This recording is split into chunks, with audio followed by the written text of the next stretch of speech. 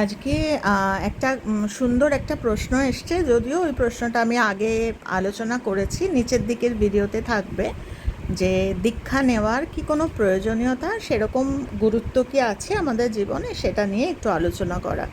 তো nature's beauty with Jayashree.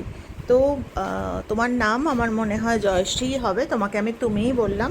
ছবিটা দেখে আমার মনে হলো তুমি ছোট, আমার ছোট বোনের মতো।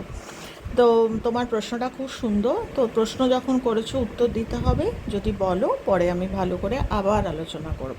তো দীক্ষা নেওয়ার প্রয়োজন তখনই যখন আমার মধ্যে ওই কৌতূহল আসবে। বলে যে আমাদের মধ্যেই একটা ছোট আমি থাকে, একটা বড় আমি থাকে, যেরকম শ্রী শ্রী রামকৃষ্ণ পরমহংসদেব বলেছেন না, ওই পেঁয়াজের খোলের মতো একটা একটা করে পেঁয়াজ খুলবো, ভিতরে যতক্ষণে সবকটা খোলা আমি খুলবো, ভিতরে গিয়ে দেখবো কিছুই কিন্তু নেই।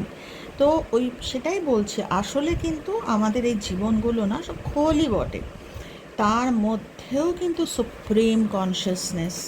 তো সেইটা গুরুর প্রয়োজন, যে আমার ওই খোলা, আমার জীবনটা তো একটা খোলের মতো, এবার তার মধ্যেই একটা কাঁচা আমি, একটা পাকা আমি।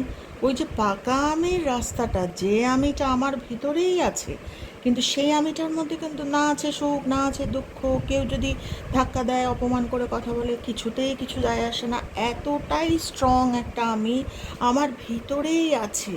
সেইটা যদি আমার সেই সিকিং ওই নেচার থাকে, আমি জানতে চাই, তবেই একমাত্র দীক্ষার যথার্থতা। দীক্ষা তো দেখো অনেকেই নেয়, কিন্তু সবাই নিচ্ছে বলে আমিও নিলাম, আমি জানি না, সেটার আমার কোনো ধারণা নেই। আমি আমার কথা বলতে পারি, আমার এই খোঁজটা ছিল, আমি ওই একটা পাকা আমি চিনতে চেয়েছিলাম, যেটার জন্য গুরুর প্রয়োজন। আর দীক্ষা ছাড়া তো ভাই গুরু মানে গুরু পেতে গেলে আমায় দীক্ষার শরণ নিতেই হবে।